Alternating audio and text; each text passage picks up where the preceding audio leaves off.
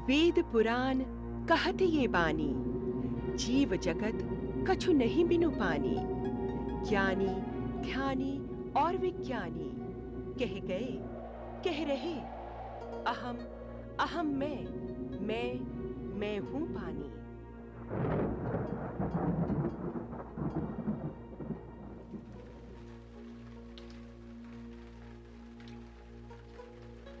बेशक सबसे अहम ये पानी। अथर्ववेद अपने पृथ्वी सूक्त में भी इस पानी का आभार प्रकट करता है। ओ गंगे मैया, ओ गंगे मैया, पार लगा दो मेरी मैं तारक हूँ, उद्धारक हूँ, पालक और संचालक हूँ। कौन भूल सकता है उस वेद बखानित गंगा की महिमा जो देवलोक से उतर आई धरती पर।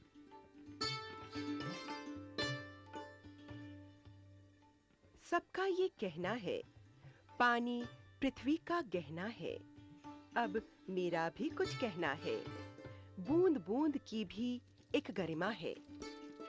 मैं बूंद बूंद जोड़कर तुम्हारी गली, तुम्हारी बस्ती, तुम्हारे खेत खलिहान और आंगन में उतर आती हूँ, ताकि तुम तर कर सको प्यास से सूखे अपने कंठ को, उगा सको अपने लिए अन्न, फूल, फल। यहाँ तक कि मैं ही अपने वेग से पैदा कर रही हूँ बिजली, जिसके बल पर तुम विकास की नई नई बुलंदियों को छूने का दम भर सको। और ये सब मैं करती हूँ इसलिए कि मैं तुम्हें पालती हूँ। माँ होने का धर्म निभा रही हूँ मैं।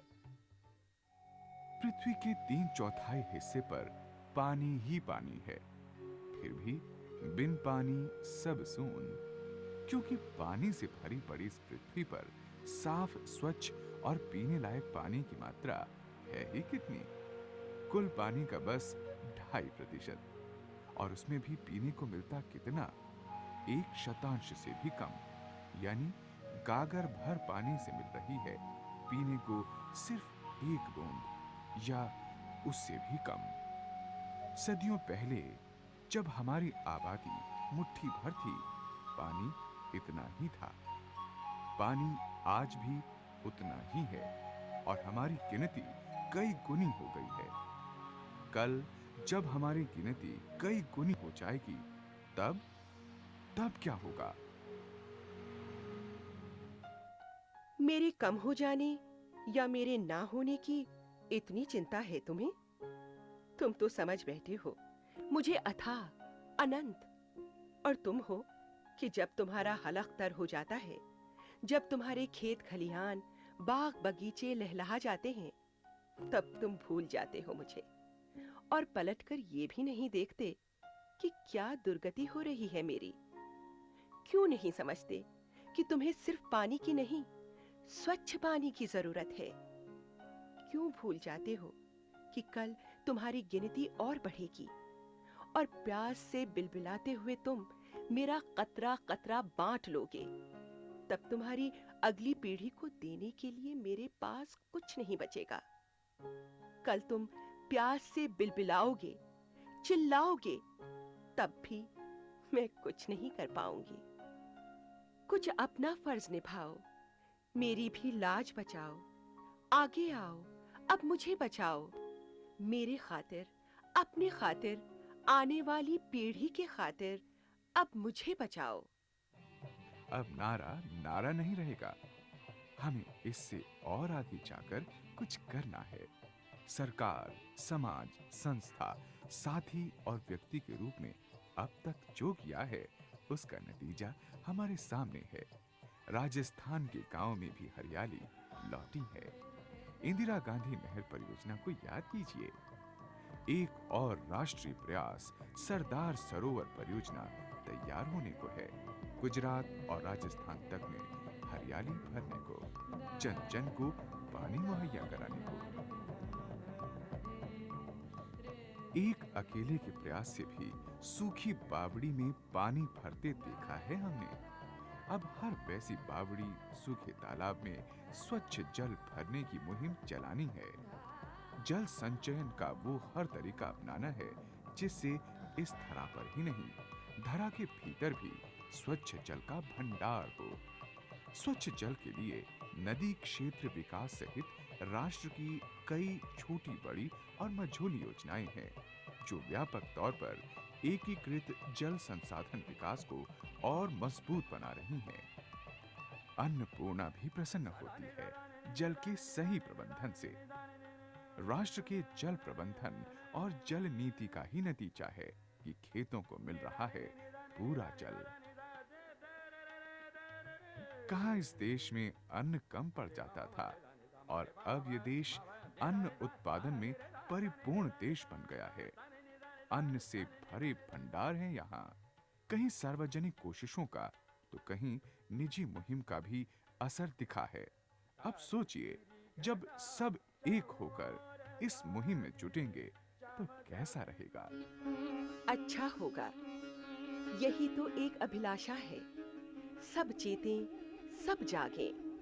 खासकर वे जो हो गए हैं ज्यादा शहरी, हमारी पवित्रता, हमारी स्वच्छता के प्रति हो गए हैं लापरवाह, जिन्हें स्वच्छ जल के रूप में मैं आसानी से उपलब्ध हूँ।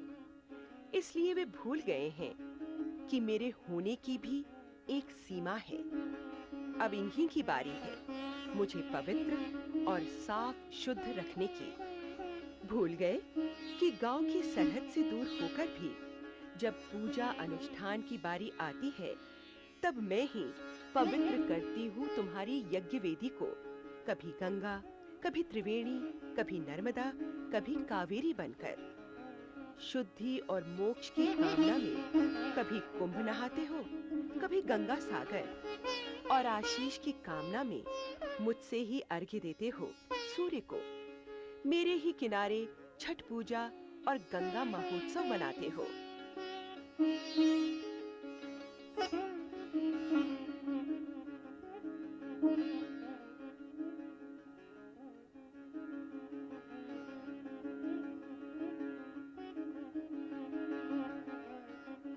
मुझे अशुद्ध रखकर, मुझे प्रदूषित कर, मुझे खोकर क्या खो नहीं दोगे अपने जीने का आधार, अपनी संस्कृति? मैं समूह रूप में गंगा हूँ, कावेरी और नर्मदा हूँ।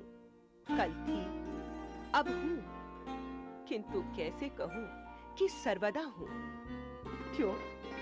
सरस्वती तो लुप्त हो गई। क्या तुम्हें नहीं लगता कि तुम लापरवाही से जो बचा है उसे भी खो दोगी? स्वच्छ पानी की कीमत, पानी की ये चुनौती हमें समझनी है, न सिर्फ सरकार को बल्कि एक एक को, हर एक को। हर एक नदी हमारी धरोहर है, इन्हें सदा अक्षुण्ण रखना है। राष्ट्रीय तौर पर हम जोड़ रहे हैं नदियों को, ताकि ब्रह्मपुत्र का स्वच्छ पानी व्यर्थ बाढ़ में न बह जाए और बेतवा सूखी न रह जाए। राष्ट्रीय परिप्रेक्ष्य योजना में है नदियों को आपस में जोड़ देने की ऐसी 30 परियोजनाएं।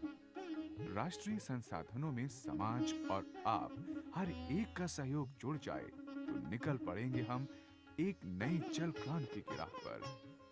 तब कहीं बाढ़ और कहीं सूखे की असमानता नहीं होगी। बाढ़ के उफनते पानी को हम संघारित कर वहां पहुंचा देंगे जहां उसकी सख्त जरूरत होगी।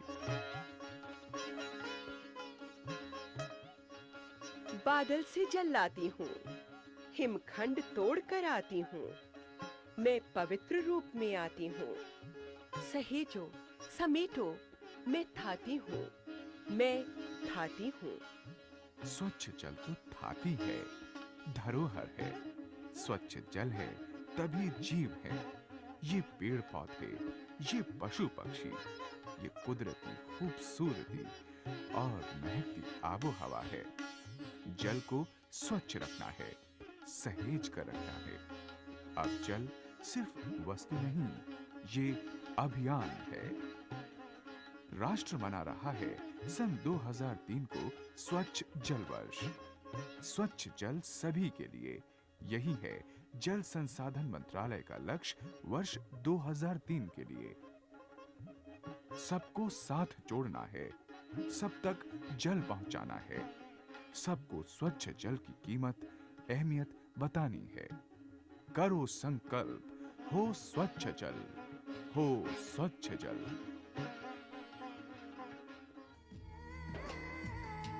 ऐसा होगा तो वैसा होगा, पनघट की रौनक लौटेगी, फिर परछाई पानी में उभरेगी। सावन का झूला, राग मल्हार, हर डाल डाल, हर तान तान, वैसा होगा तो ऐसा होगा।